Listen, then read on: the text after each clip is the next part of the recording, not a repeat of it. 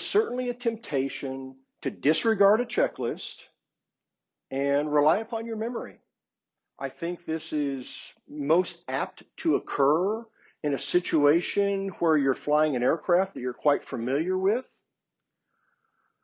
But you know that our memories are quite fallible, and this is made much worse when we're under stress or duress. So make a commitment to use a checklist at all times: pre-flighting, startup, normal operations, landing, shutdown. Because if we'll make the commitment to use it at all times, then we'll be quite comfortable and familiar with the checklist.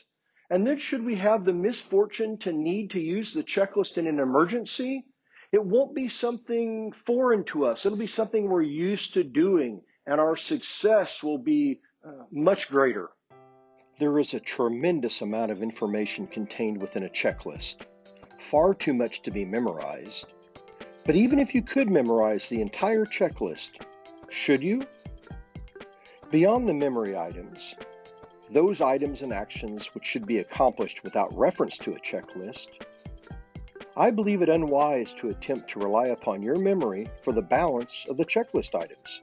Checklists are designed to be used in a reasoned and methodical manner, and while you should not attempt to memorize each step, you should be familiar with the steps required.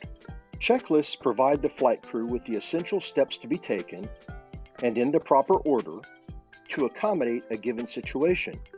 It may be a routine operation like a startup or shutdown, or any number of emergency procedures. Of course, a few emergencies require us to accomplish some tasks before consulting the checklist. Every aircraft is different and requires the pilot to commit these responses to memory. The good news is that most of these memory items are fairly uniform across helicopter models. The items we must commit to memory often require an immediate pilot response. However, the balance of the procedures rarely, if ever, require haste. There are 3 commonly accepted rules for handling an emergency. First, maintain aircraft control.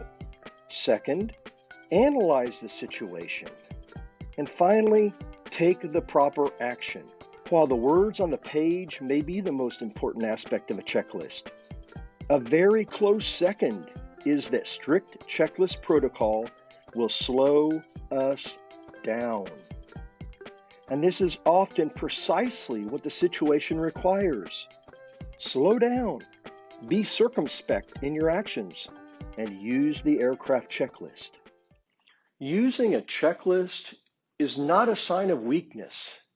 In fact, using a checklist is the mark of a true professional pilot.